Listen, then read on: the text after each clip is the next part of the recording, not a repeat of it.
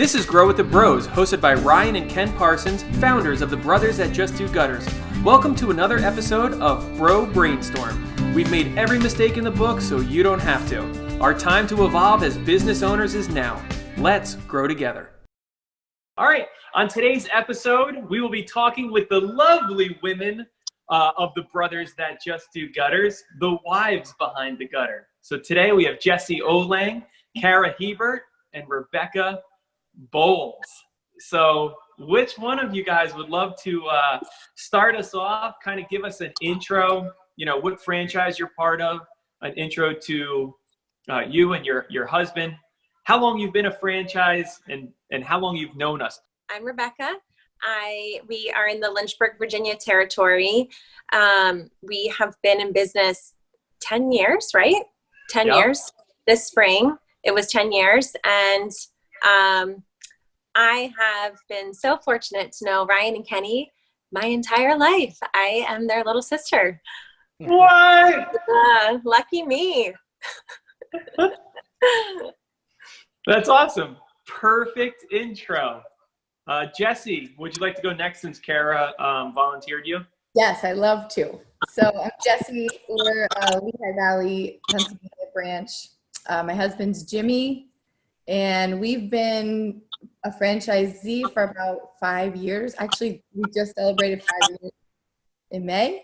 And I've known Ryan and Ken for about 10, I guess. Jimmy and I got married almost 10 years ago. So I probably met you either just before or just after we got married. I'm not sure which, but somewhere around there, 10 years. Wow. Awesome. Great. And now, Cara, you are up. All right. I'm Cara Hiebert. We're in the Northwest San Antonio, Texas area franchise. Nathan Hiebert is my husband. And let's see, we've been a franchisee owner for about 16 months. And we've known Ken and Ryan for, 18 months? Yeah, pretty much. So yeah, that's us. Awesome. So we're going to just hop right in and talk a little bit about the decision-making process when you pulled the trigger to hop on to the franchise. And so who wants to actually, Cara, since we're already talking to you, can you kind of walk us through the decision-making process, how you first maybe when you first heard about it and you signed on, what was running through your head? What was the process? Well, the process itself was not very difficult because systems are what you guys are so good at. And you had a system in place. So it made it pretty easy as far as the support and the contact we had with your broker at the time, franchise broker. Anyways, it was really good. The things going through my head as the wife, well, mainly just lots and lots of questions.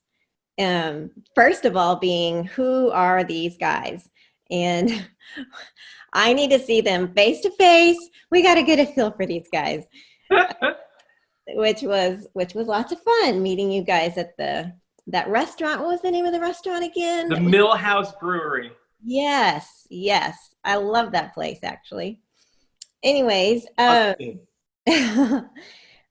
also what I wanted to know, one of my big questions, I'm kind of I think the right word is CFO, because I'm always thinking money, and I want to know how much all this is going to cost us and getting the money up front. I knew it was going to be money up front, and that's always in any kind of investment or any business venture we embark on. It's always, how much do we need up front? How are we going to get it?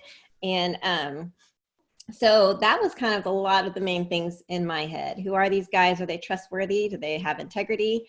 And can we afford to do this? My husband's a little bit crazy with the whole, he's a big risk taker, big visionary guy. And I'm just sitting there, I'm always shaking my head. I'm like, I love it. wait, slow down, slow down. So yeah, he plays it like it's a game with funny money. It's just Monopoly, you know. It's just money. We're gonna put houses and buy boardwalks. Who cares? oh, no. I love it. That's what how about you? Go ahead. No, go ahead. I'm done. Or Jessi or Rebecca, what was kind of running through your head during this, when it seemed like it was going to be something that you guys were going to be doing? Yeah, what was running through my head? I mean, literally the scariest thing we've ever done, because I think we come from a different background where Cara and Nathan were already running a business and already knew all the, the ins and outs of like the ups and downs of running a business. For us, it was like, we have no business background, no knowledge of how to run a business. Jimmy's a gutter installer and I'm a teacher, but an unemployed teacher and a stay-at-home mom. And it was just terrifying. It was just terrifying. So I was very much like Cara, like so many questions. I think the first time we sat down with you guys, I had like just sheets of questions of all the things I needed to ask and I need to understand. That's just part of my nature. I ask a lot of questions. I was that kid in class. I'm sorry, but I'm not sorry because it makes me who I am. And that's how I get myself to a place where I can wrap my head around something. I got to understand all the intricacies of it. And so, yeah, I mean, it was scary, but we were excited and I'm ready to jump in, and we got a lot of great answers and we knew we were going to have awesome mentors. So what were some of your fears? Just falling on our faces. I mean, you read the statistics on, I mean, they're scarier than marriage statistics. It's like you're probably going to fail in the first 3 years. And if you don't, you are like an extreme minority. And that's terrifying. But at the same time, I don't think anything that Jimmy touches could ever fail because he's just not going to let it. He's not going to let it, which is part of actually what at times actually ended up holding us back. We need to learn to take better advice from you guys because we just were running with our hair on fire. We just got to do this. We got to do it, and then sometimes we needed to learn to take a step back and do some learning and hire some people. But, it's a growing process. That's awesome. Hey, Beck, what about you? Anything with the process? What was running through your head? Some fears? Honestly, when we first started, I think the difference is I wasn't fearful at all. We had just gotten married and Jeremiah had just decided college baseball wasn't it. And I think because I trust you guys and I can be a visionary also.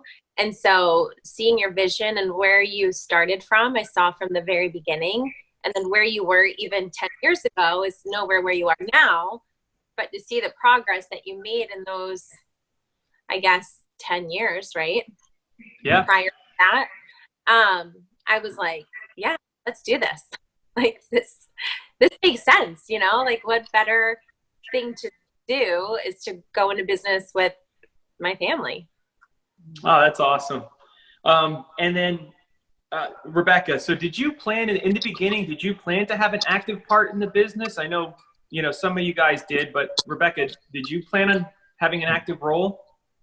I think I always knew I'd have some sort of a role, but not necessarily. I really wanted to quit my pharmaceutical job and be a stay-at-home mom. So that was my biggest thing. I didn't necessarily want to be super involved in the beginning. I just really wanted to not be working. So that wasn't necessarily my intention, but I knew that there would come a time at some point that I'm like, okay, I'll step in where I need to, or maybe when they get a little bit older and I'm able to, So I knew I would always have something. I'm just as invested. I just didn't know exactly what my part would be. Yeah.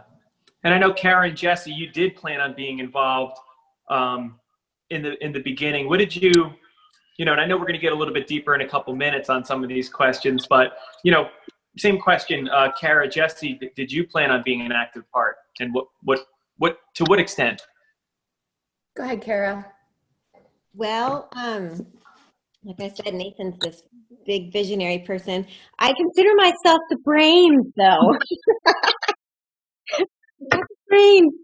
I feel like I've so different boxes. There's family, there's the bed and breakfast, there's the gutter bit. So there's so many different boxes, and I have to look into each one and know exactly where everything is in each of those boxes.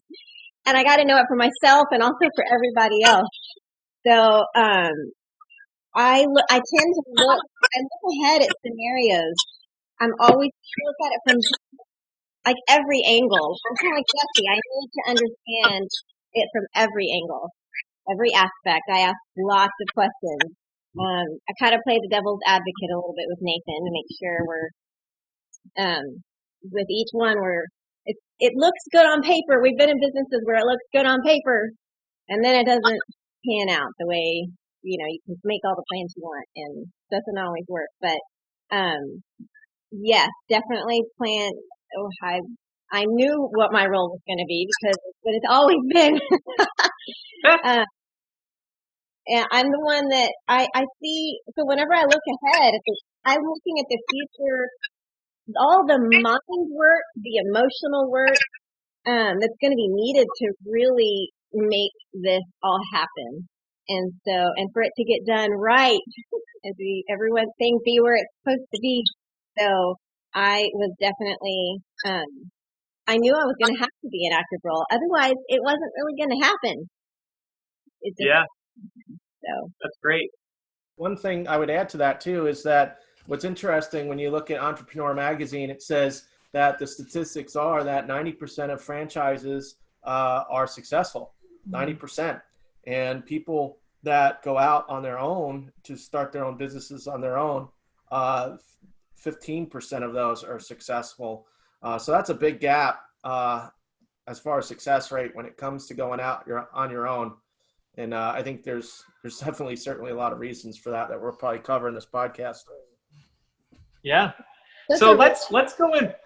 Did somebody want to add something? Yeah, sorry. I was going to say that's a really great point because that's one of the things I've been thinking about a lot as I've been preparing for this podcast is that we really didn't intend to be franchisees, right? That's not what we set out to do. We weren't looking for a franchise. We were looking to potentially start our own business, and it made sense to come in under you guys. And so we had never really gotten our heads around what it meant to be franchisees or what was so awesome about that, or looked at those stats separately from just being a small business owner. We just knew that we trusted you guys, and that's how we prefer to go about it. But it's like now that we've got and we were the first. I mean, obviously there were branches. We had, Jeremiah and Jonathan to look at, but the first one's actually like signing on as an official franchisee. And now when I look around and I see everybody else and all the support and all the excitement and the brotherhood that's been created and just all the amazing things that come along with being a franchisee, it's like, man, I get too passionate. I get too excited about it. All right. So Jessi, what exactly is your role in the business? Yeah, that's a good question. I don't know. It keeps changing, and it's the opposite of what I thought it would be. When we first signed on, I thought I was supporting Jimmy in this business venture, business venture. Is that the right way? Yeah. So I just thought I'm going to support in any way that I can. I want to see us be successful, but my main focus was raising our kids. And for me personally, I couldn't fathom the idea of someone else being the most influential person in my children's life in their most formative years.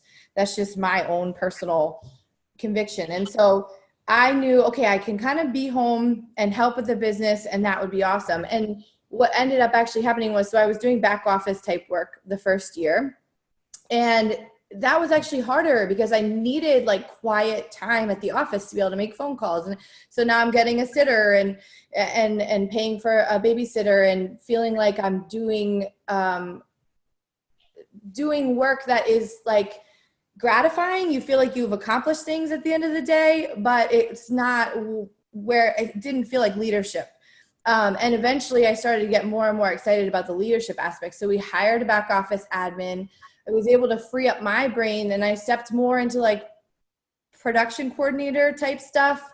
And now we've handed that off. And so more and more my role is becoming, I guess, sort of like a general manager. I'm running most of the meetings now, things like that. But it really, I don't know, it's so dumb. But a lot of people at some point, they come onto the team, whether they're installers or sales reps or whatever. And at some point they start calling me boss lady. I don't know how it just catches on. So that's usually, we joke and we say I'm the boss lady, and that's my title. Yeah. So yeah, it's well, just, I remember that. I remember you coming on as the back office admin, and there was a lot of struggle there in the sense of the time. It was the things that you wanted to get done or needed to be done. And I know that there was tension, with you and Jimmy, and, some of the things that you guys wanted to both see, and the kids taking the priority. But what was really cool from, where Ken and I are, is to see that as soon as you hired that role, that you became like the best version of yourself. Your talents for kind of, from hovering at like 30,000 feet and seeing the entire business, that was absolutely incredible. Where you could see it, you saw the whole game, and you're like, oh, we got to swoop in here. Or, nope, we got to put a couple more $1,000s on for next week. Like, to see you kind of get out of like the everyday tasks and into the bigger thinking is where I really think that you really started to blossom as like a leader, a mentor, an owner, like, and your talents. I think it was a neat perspective to have, because a lot of times when you're in the beginning stages of a business and you're sort of the owner operator, things get missed. It's really easy to get stuck in the day to day and not be able to think beyond that. And two heads are better than one. And that's the case for Jimmy and I. It's not that Jimmy can't do that thinking, it's that he couldn't, because he was still wearing other hats in the business. And it was awesome that like I could sort of, like you said, like hover over top and see out a little bit further. And even though Jimmy's more of the visionary one, it's like, but it's that whole perspective thing. If you can sit up a little higher, you can get a different perspective. And then, being able to jump in with like leadership training and, I think I'm sort of a cheerleader wherever I go in life. So I'm like, the cheerleader when I step into a meeting, like, it's going to be like rah, rah, let's do this kind of thing. So that's sort of become my role. I don't know what you call that. Yeah. That's what it is. No, and I remember you actually wrote the whole boss lady role for us, because, you're not the only wife that finds yourself in this position. And that was awesome, so really cool, and how you're taking that role and really helping the business along. I'm really curious. You have a background in teaching, so you're a teacher at heart. How has that helped you, and where do you think that you kind of apply that in the business? Right. I think I was thinking about this a lot, and in some ways, so teaching is so hard. It's such a hard profession, and for so many reasons that we cannot get into.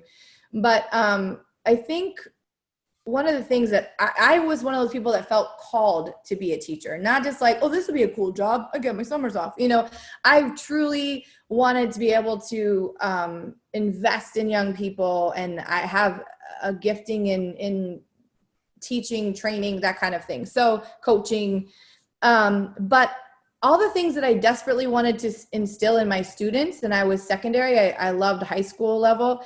I get to do that now and so into our team members. And that's really exciting, because that's something I never considered in my life. I never thought that I could use my gift as a leader, teacher, trainer type, that kind of gifting in a business setting.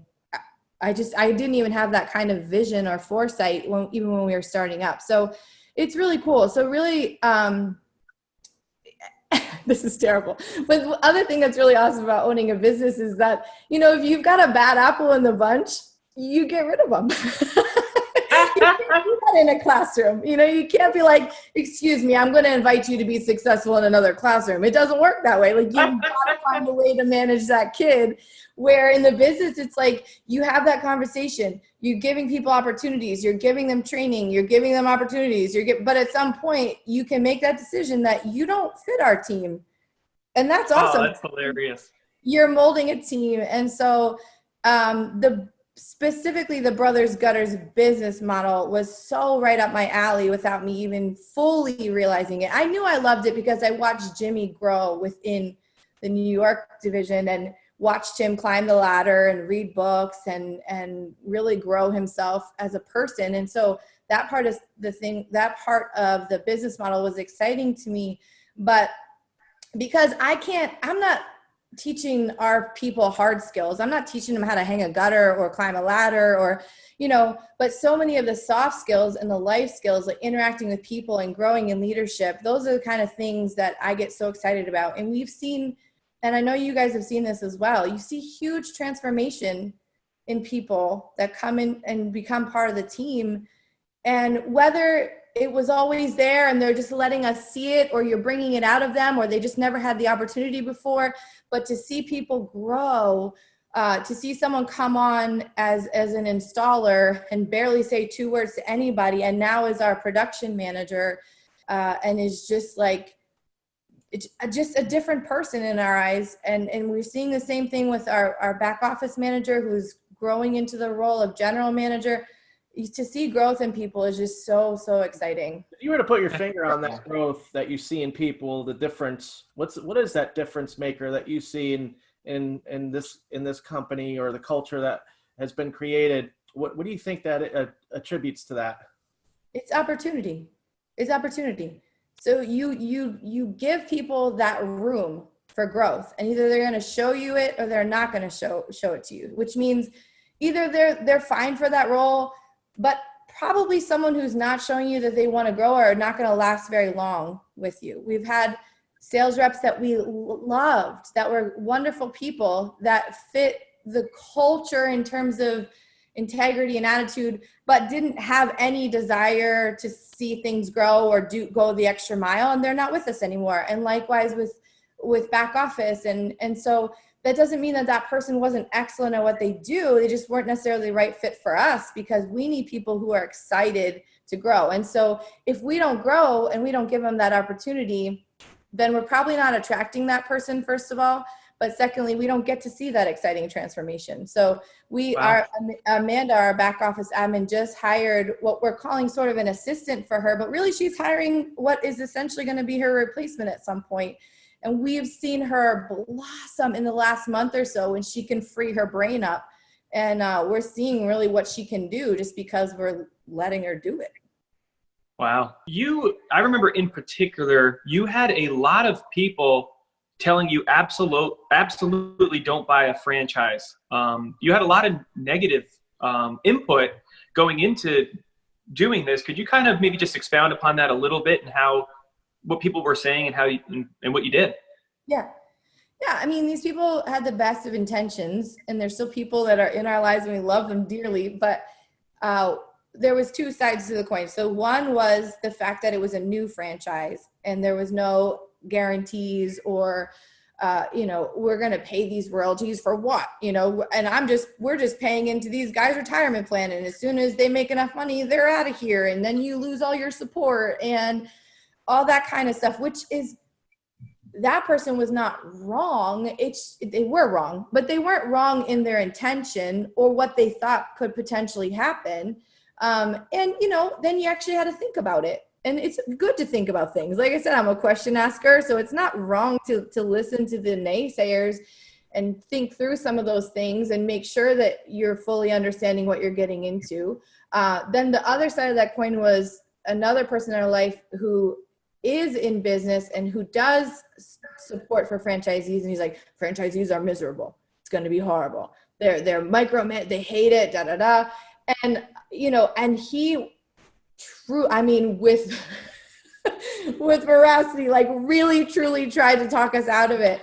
And, he always says he regrets doing that because he sees our success now. But again, he was coming from a certain perspective and we were coming from a different one because of knowing you guys and because of knowing your character. And that's really why we felt like we can take this plunge, because we want to start a gutter business We don't want to have to learn all the things that you guys have already learned on our, why reinvent the wheel when we can replicate what someone else has done and then make it our own. Ryan, you have the best analogy on this. Like, you take all the ingredients and for the recipe to bake the cake, but then you get to make it how you want to make it, what shape and size and height and icing, and you make it with your own flavor. And so it's still wholly ours, but we didn't have to figure it all out. We didn't have to figure out all the technology and the systems and all that. Like, it's already in place. That's awesome. Thanks so much. That's great. Cara, you ready? Explain your role within the business. I'm more of a more behind the scenes supportive role. I'm not as much. This is really and truly Nathan's vision. I'm not called to run any meetings. Matter of fact, I have had to be really careful about setting some really healthy boundaries because I do have so much else I have to manage and take care of. I found Nathan he wanted to count on me more than I really wanted. I couldn't. I didn't have enough space in my brain or emotional energy. I give, but I found that I have to protect there and not lose it all. So anyways, I had to have I'm more of that supportive role. And I really just, if I see him, dealing with people, managing people can be very discouraging.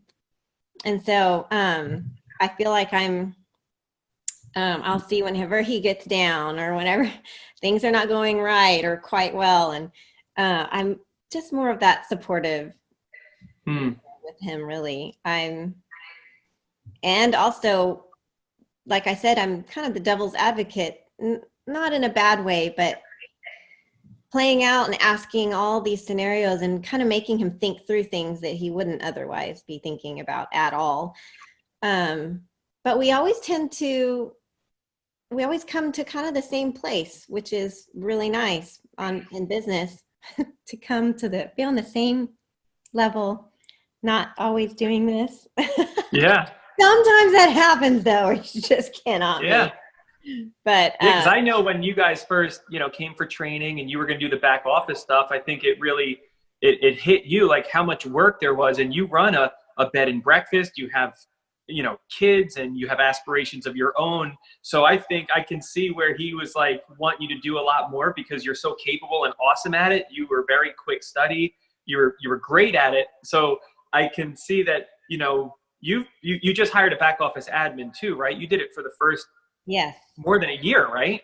Yes, I did. And I also was with Jessi on that. Not that it's unimportant, but once I learned everything and I needed to know everything. I needed a handle on everything because, of course, as it's your own. As an owner, anything can happen, and I know I have to be able to step into that role at any moment.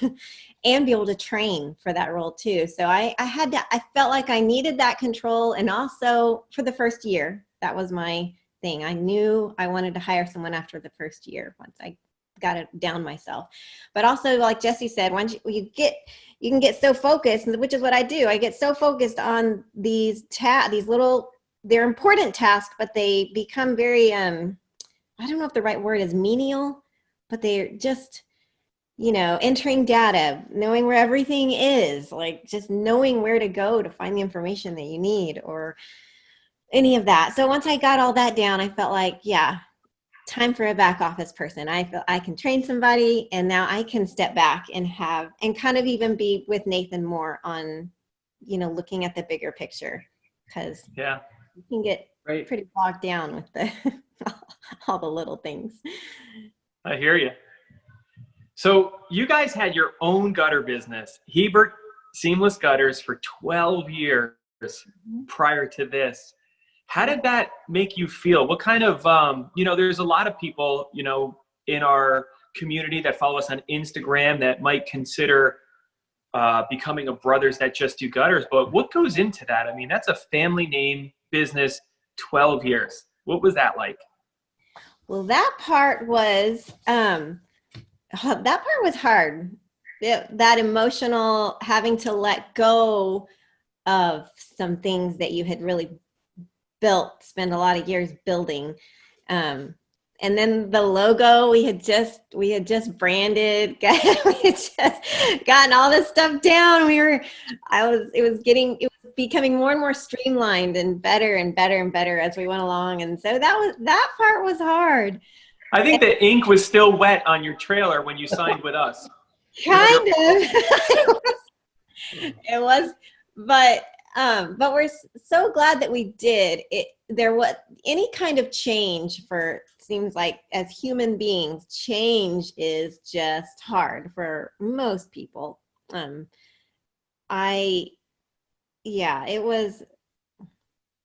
was difficult. And we have a lot of close, good friends, especially from our church, that have also approached us about have you guys really thought this through? This is a franchise. All those same things Jessi was saying. What are you going to be paying all that? You could do this yourself, Nathan. You can do this yourself. They were, and Nathan, he had really good responses. He was already so set on plugging into something that someone else had already figured out, and not having to take another, because once he started thinking about this idea of growing, and even we had thought about going to other cities and what that would look like and setting that up. And but the deeper we got into the thought process, it was like, whoa, gosh, this is actually going to take a lot more than just our brains. We're going to have to hire legal stuff. We're going to have to hire a lot of different brains to make this happen. And so, it was a really important step. It was just difficult. Oh, I'm sure. So you're 16 months in. Go ahead, Ken. Talk on what she just said. The thing about brains, I think, is the reason why that Ryan and I chose this business model was because we knew how hard it is just me and him being partners and having each other to lean on. We hear the pain that, we hear it in your voice, and people like your voice have gone down the path of going it alone and doing that. And then people coming to you, and we had those same naysayers too, that said, you guys are crazy. You'll never be able to do that. Franchise a gutter business. No one's ever done that, and all these things that come at you. And, but that's what's awesome about the strategy and the format of franchising. I think a lot of people have a lot of misconceptions because there's not any education, at least formally, when it comes to franchising. You have to learn about it yourself and self-educate yourself on what is it about. And I think once you get to that point, it really comes down to what you just said, Cara, is that, imagine what all of us can do together. And, the whole more brains are better than one is really what sums up when franchising is done properly. When we all work together, which we're seeing right now in this country, that's something that's really a foreign idea, right? But franchising really, when it's done right and when it's done in a way that benefits everyone. And I think that's the biggest thing that I think I got from what you said is that, trying to take and tackle on multiple cities and do those things, even Ryan and I, if it was just Ryan and I trying to tackle on multiple cities, there's no way. But with all of you and all of us taking our knowledge that we have together. So I think that was really great that, what you said about that, because that's really what embodies the true nature of what franchising is all about, is doing something great with everyone. Yeah. Finding the right brains too. Got to find the right brains. Exactly. Oh yeah. Yes. Like the ones that can work together and not all brains are created equal. That's right. So it seems that you had dreams for big things for the gutter business. You had the multiple city thing. It seems that, when Nathan saw us, that this was a shortcut, in a sense, not in the bad way where you're taking a shortcut. You've only got so much time on this earth. There's only so many years that you're young and can enjoy things, that hopefully, I think it sounds like hopefully that by teaming up with the brothers that just do gutters, you could achieve those things faster and kind of with a roadmap, right? Right. Yes, that was what made us more, the more we talked about it and researched it and looked into you guys and met you and found that we could trust you, then it just made it so much easier. Yeah.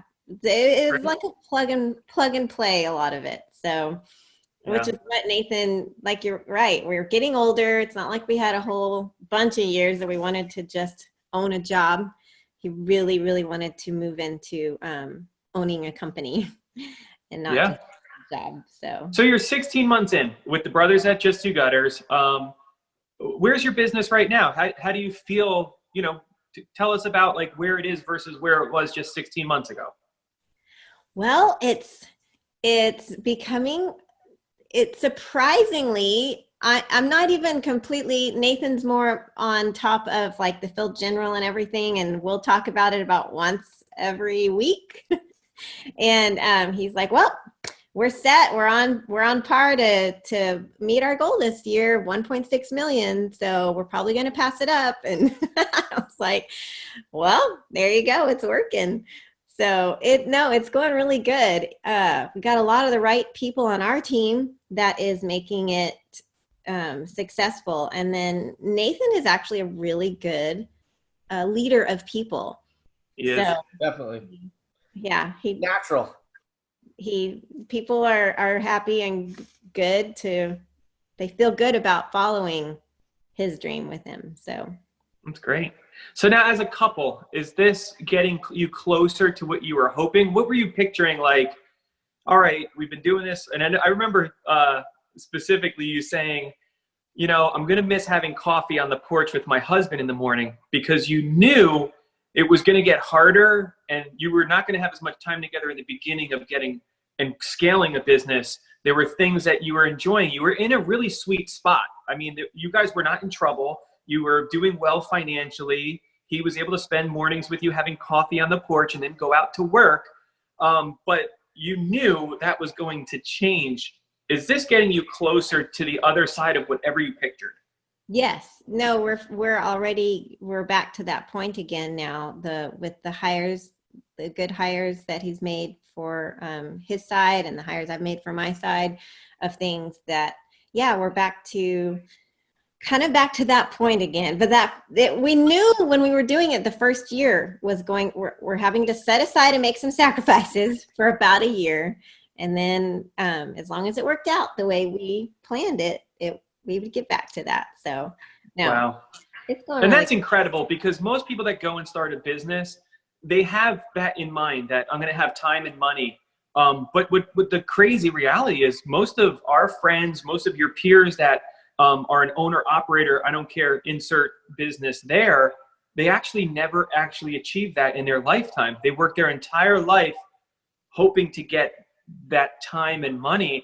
And that's insane that within 1 year, and believe me, and I'm sure we can go and make this podcast really long and talk about, it wasn't the easiest. I know it's fairly plug and play, but you still have to deal with people and implement the systems. It's not easy, but you guys in 16 months are almost on the side that people never get to in their entire careers. That's impressive. Well, I don't, that's surprising. You tell me that. I don't even know those things. So I just know. All you do and knowing is sometimes we have to put these blinders on and just move forward, do what needs to be done. Well, that's it. You guys you're an awesome team. And the two of you, I cannot wait to see what crazy things that Nathan thinks of that you have to get on board with and do together. It's fun. It's fun watching you guys. Awesome. Thanks, Cara. Yeah. Beck, you are up. Hey. So what is your role in this business, little sister? It's changed. I've gone through seasons. There was a season, in the beginning, it was just Jeremy. And I think for quite some time. You know, like we weren't as fast. We didn't have like exactly the whole systems in place where it was like, all right, do this, hire this person right away. Or, you know, we were much. For those of you, so Beck, for those of the people listening that don't know it, I just want them to know that we didn't start you guys. It wasn't a franchise. This was a partnership. This was pre-franchising. This was basically us testing out the business model with Jeremiah and you volunteering for it. So go ahead. In 2010. 2010, Yep. 5 years before 5 years franchise. later. Yeah. So I knew that you guys always dreamed of that. And so it was kind of the perfect opportunity when Jeremy didn't really have a job, because he's like, coaching, it's just not it's not what I want for my family. It was like, okay, well, we'll be a guinea pig and see how this goes, right? So in the beginning, even like Jessi, when you were talking, I like forgot my role in the beginning. I remember being in this like tiny office. Well, we worked out of our house. We ran the gutters out of our house. We built a shed. We parked our gutter truck in our neighborhood. Like, you know, it was literally our house. And I would write all the notes to everyone, thank you notes. I like forgot that I did these things in the beginning. I'm like, I called to collect money, and I'd have babies like sleeping, and I would call people. I actually completely forgot, because Jeremy is like on the roof, like when Kenny started on a roof answering phone calls the next appointment while he's installing gutters by himself, you know. It's like, and I would ask him things like, are you getting the money from people? He's like, I need to call these people. So, you know, I'd go in with the kids and we'd eat pizza in the office together, and at night I'd try to do stuff. But then, you know, he started hiring more, and then I actually worked for 2 years for him to get the business up and running. And then I quit after I had my second baby, and was able to. In 2 years, I was able to quit my pharmaceutical sales job, and it wasn't a big hit to us. Like, it really didn't change our lifestyle. I could stay home. I knew I felt called to homeschool once they were of school age. So I really was like kind of removed for several years, and just like the supportive role, the sounding board kind of thing, and try to kind of help teach him things that I learned while I was a pharmaceutical rep, and management and how I was managed and stuff. It was like a great example, the company was. And then I guess once I was pregnant with my last 2 kids, I don't know, I've got 4 kids now with Ireland, I was really hands-on for, I guess, like a solid, I don't know how long. Yeah, I don't remember. I don't know. It was about 1.5 years once I had her. So, but that whole time I was coming in, and 1 day a week, a full day, and I was doing all the meetings and sales meeting, marketing. I was there in the morning of our crew leader meetings and would help Jeremiah lead those. Newsletter stuff, you know, basically all the things he hates doing.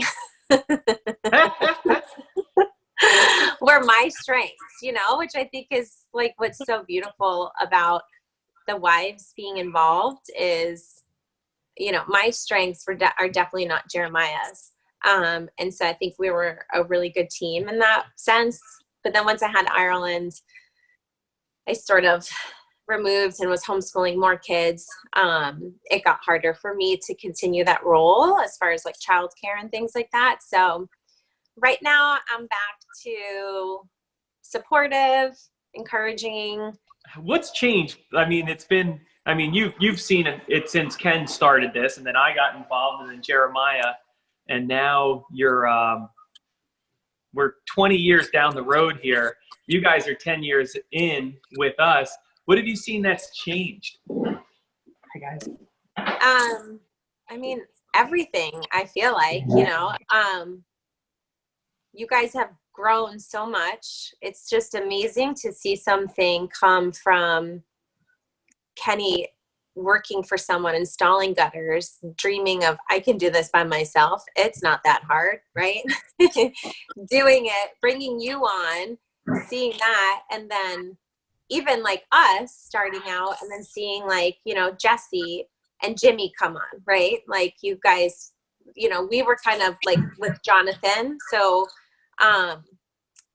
and seeing like your systems, how streamlined everything is. I mean, you guys are so like have a system for everything, you know, which is amazing. And I think it's so incredibly helpful and important. And the support, like the team, like the overall team is huge and the support is big. The culture is incredible, you know, to see how it's evolved to what it's like now, you know. I mean, even in the beginning, it was Jeremy, like, and you guys, right? It was just him, or he'd call Jonathan and be like, how's it going? Like, what are you doing? And they're just like fumbling together. To now, like he's on Brothers Gutters group chats, and like the guys are all good friends, like all the guys across. Like I hear him on the phone and he's with Luke and Georgia, or talking to Josh and, or I don't know what, I forget which states they're in, but you know, or Jimmy and Jonathan, you know, it's like, that's just what's so awesome. Marketing. We did a marketing team back then, right? I was the marketing team. You were the marketing team. You know, all those things. The call center. I mean, that was not when we started. So it's just so much growth. What I hear you saying is that over this last 10 years is that, you know, from the time that it was just me and Ryan kind of supporting you and Jeremiah in your business, that after being in business for 10 years, and now that you're removed from the business, from the outside kind of looking in into Jeremiah's business where you're standing, is that you're saying that you're seeing that the support has gotten even better, because it's not just support from Ryan and Ken anymore, but Jeremiah is able to talk with so many other people now as well, and get support in that sense of support. Yeah, completely. I mean, 100%. He is talking to multiple people within the company every single day. And that's the other guys that have their own franchises, you know? So I think it's amazing for the new guys that are just coming on. Like they have all of these other men and women to be like looking at and asking questions and like be encouraged by, because it's tough in the beginning, you know, with anything, and it's tough all throughout. But you know, I think it's the support's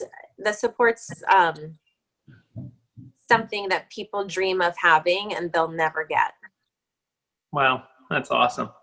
Yeah, that's great. Do you remember that? And I can't remember the timeline. We were just talking about this with Jeremiah on the last podcast.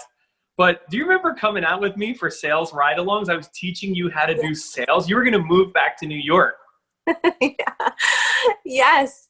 I was like, you know what? What am I doing in Lynchburg? I'm single.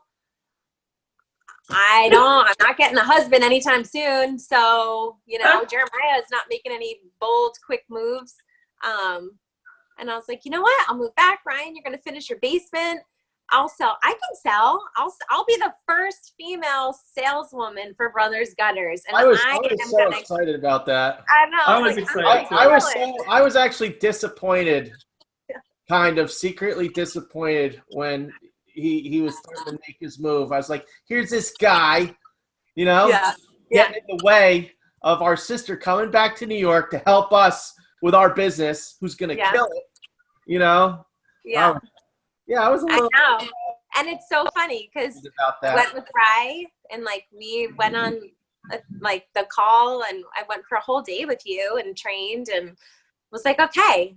And then I ran into Jeremy and told him I was moving to New York, and the man just needed a little fire under his butt, and I guess that was all he needed, was that I was moving, and made his move, and it never happened.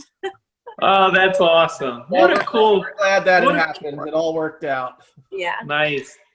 So let's open it back up. I'm just gonna, ask some questions, and whoever just hop right in. So as far as this business and where you guys are in your family life, like, tell us about the flexibility. Are there things that you can do now that you weren't able to do if you guys had regular 9 to 5s? What pops out? What has this done for your lifestyle?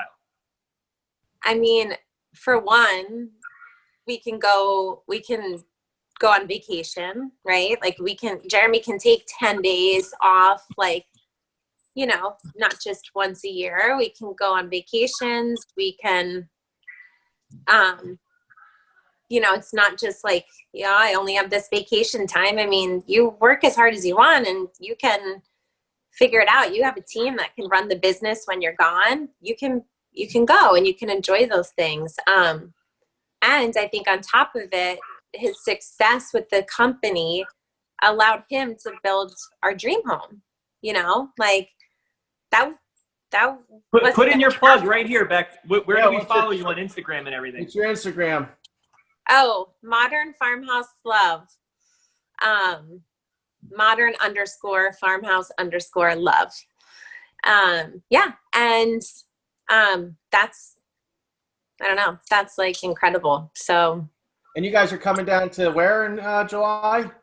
Yeah, we're coming to Texas to see Kenny and his family and Ryan, like all of us. We're all going to vacation together and do that. And it's, it's a sacrifice up front. We knew up front it was going to be a lot of long hours. It was a lot of me time by myself, like, as a mom with little ones. But now, you have that. Jeremy can, our office is a mile down the road. He can run, get the guys started, run home, grab some lunch, go back out, come meet the kids for, a recital at school or whatever it is. Like there's just so much freedom. Does he literally run to work? Like, or does he get in the truck and go to work? He could run to work, but he doesn't. Yeah. Oh, okay. Nice. So Jessi, same question. He's in good shape these days. Yeah, he's looking good. Jessi, same question. Tell us about the flexibility. Yeah, the flexibility is crazy. So, I mean, Jimmy coming out of Africa and having just this work ethic that he learned from his father and from other, people in his life, that just you get up early, you get up with the sun, you work,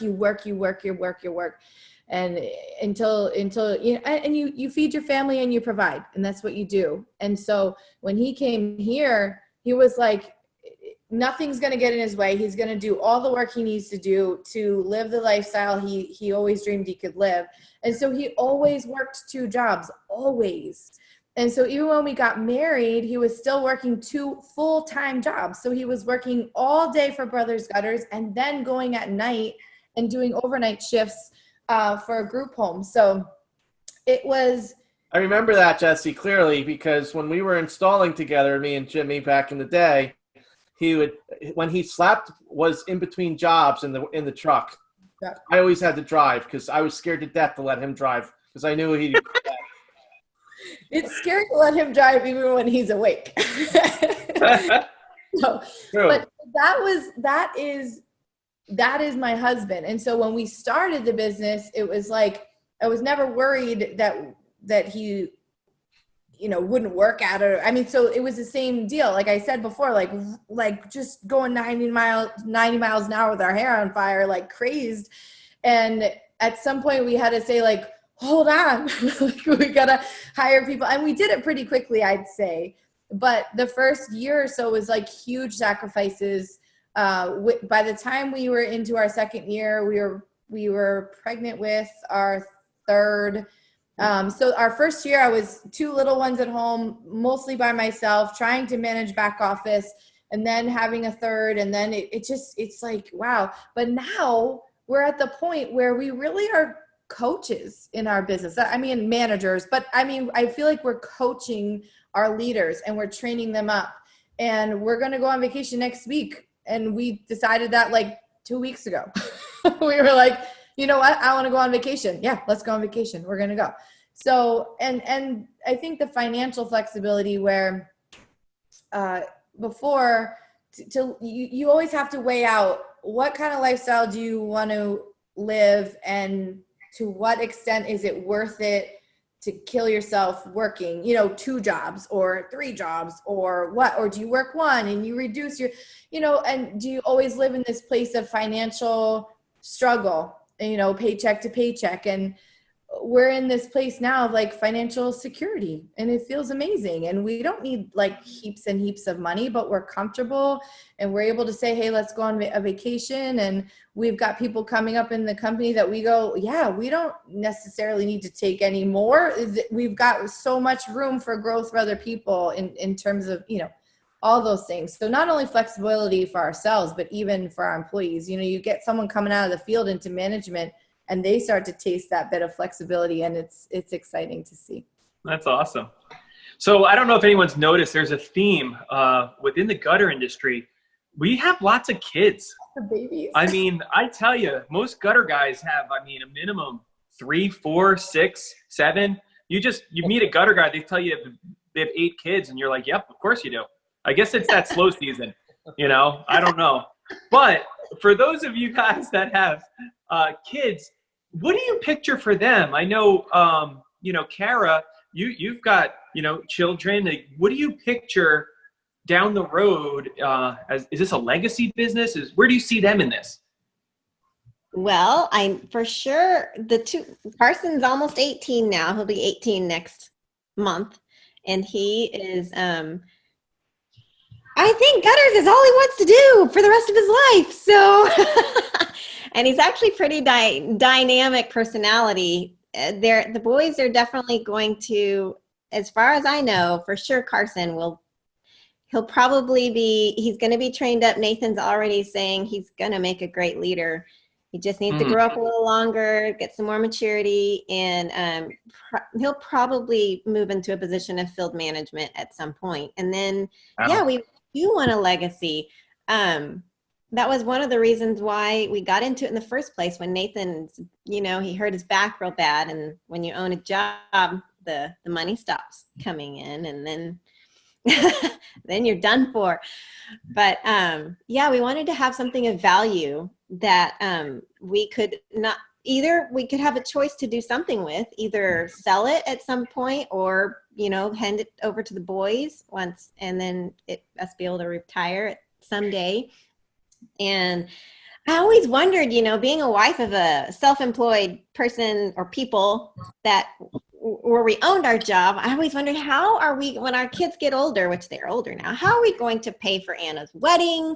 How are we going to buy them a car? We never had the funds just sitting there. It was always like a feast or famine type thing. And you had to save up during the feast to make it through the famine. And now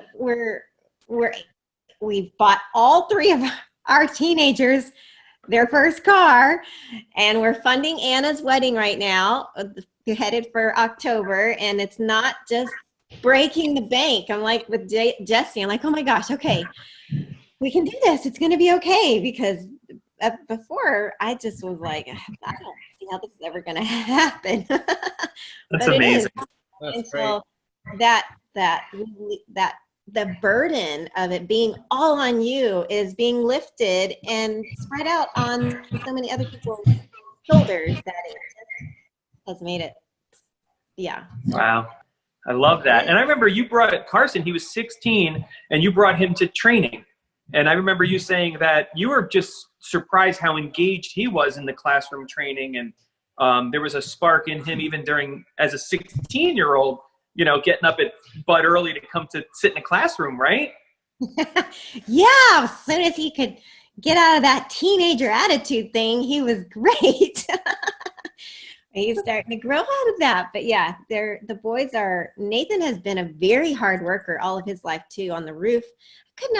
People think he was crazy coming down from Canada to work on a roof in South Texas. That was rough on him. So, it kind of gives you an idea of why his back might have gone out eventually, because he worked hard on that back. Oh, yeah. he passed on a really good work ethic to the boys, and yeah, they're going to grow up in the gutter industry, and it's really all they know and they're really comfortable with, but they really like it too. So it's, some boys don't want to have anything to do with their dad's business, but I'm kind of glad at least for sure one of them do. So That's so great.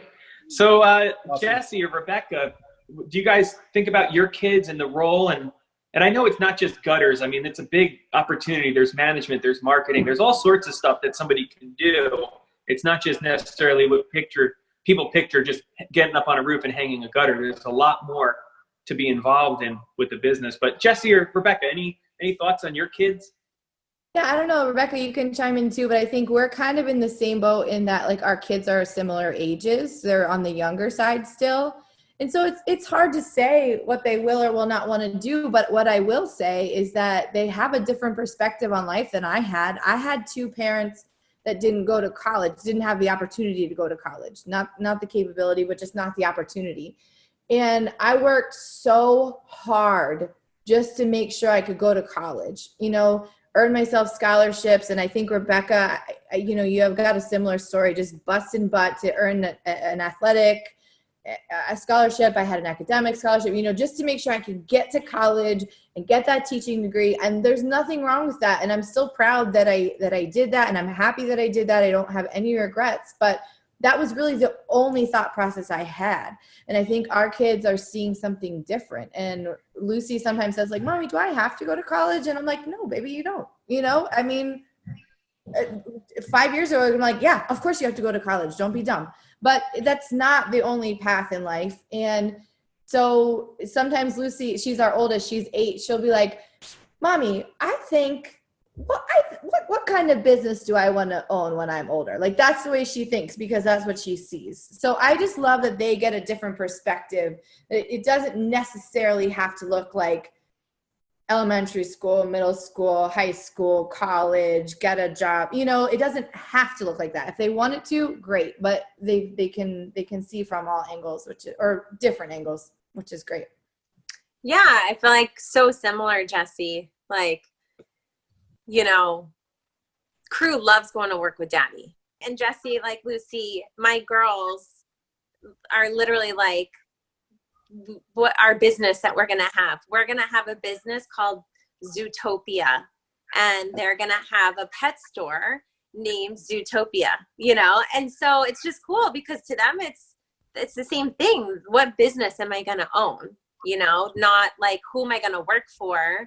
What business am I going to own? So, I'm like, that's just the best. Agreed. So cool.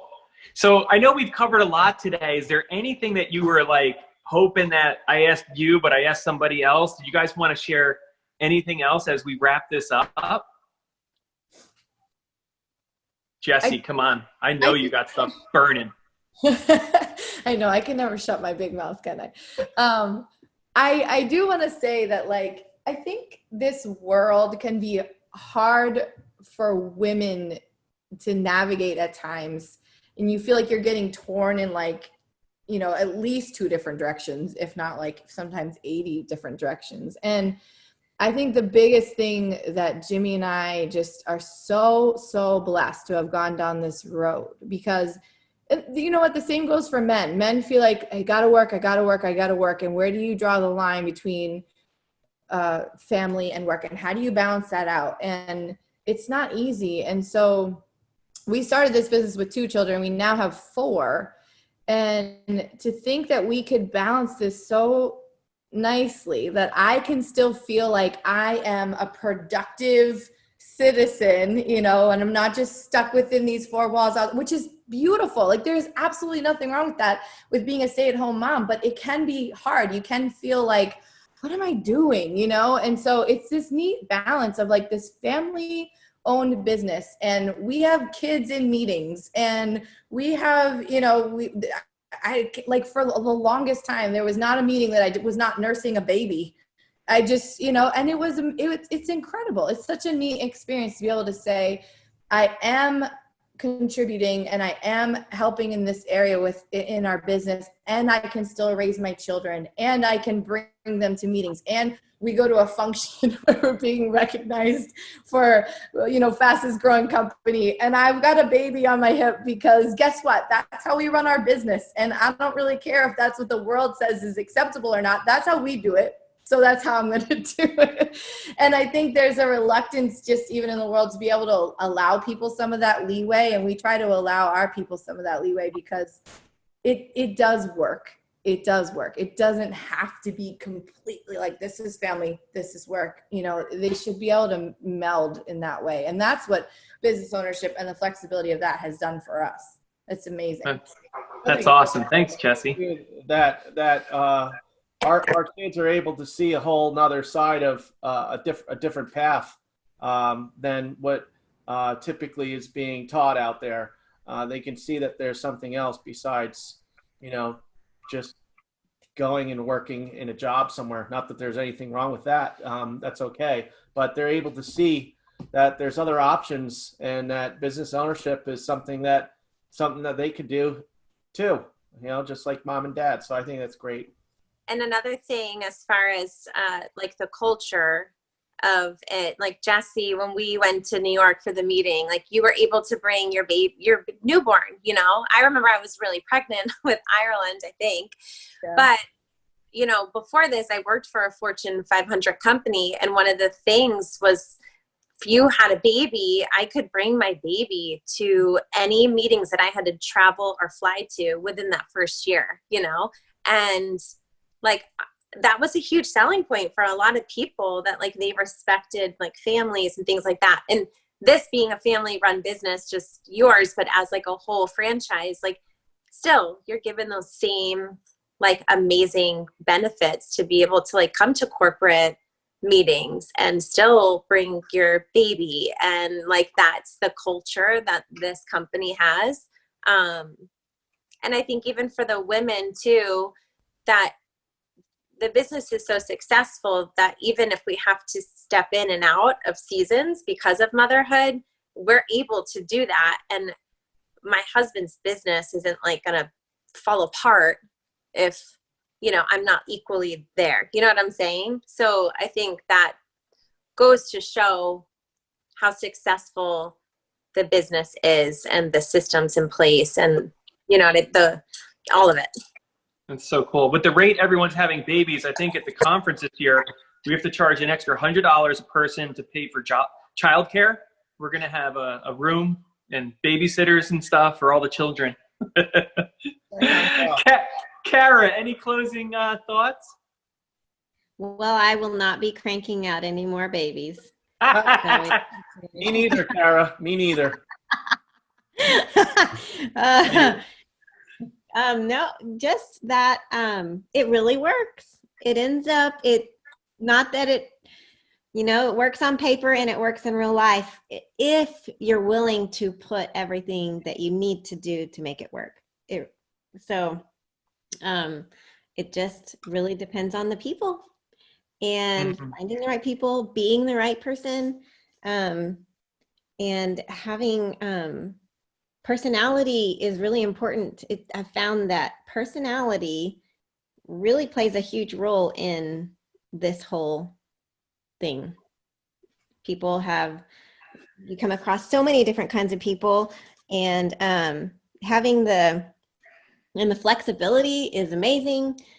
So I guess a question I have for you, Cara, what do you think is the perfect personality or fit for what kind of person does somebody have to be? If you were to describe that person in a couple words or sentences, what would that be? What is that to you? You've got to have a positive outlook on life, for one thing. You just have to be looking and seeing the good, and also the ability to have self-control and to have the maturity to respond well to people. It's that personal responsibility is one of my big things these days, and it's so important. And just a lot of people have excuses for life instead of doing what it takes and making the choices and taking the action. It's just, I don't know. Maybe personality is not the right word, but it seems like the Great. Sounds like Eeyore negative people follow aren't through. smart. Yeah. Follow through on what you commit to, right? Yes. Yes. Yep. That's great. Awesome. Being an energy giver, there are some personalities that just suck the energy out of everyone around them. That's just not going to work. We call them takers. That's the official title of that type of person, takers. Yeah. That's great. Yeah, we want givers, right? That's right. This has been so much fun. I love that you guys were able to come on today. I hope that we can have you guys on again.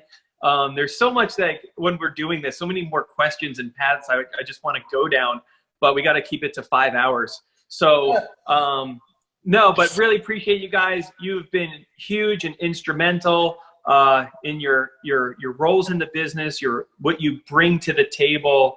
And we just thank you guys so much for being part of everything that we're all doing here. Thanks for joining us, and we hope you implement at least 1 or 2 nuggets from this episode that will give you the confidence to grow. Subscribe to our podcast to stay updated and grow with the bros.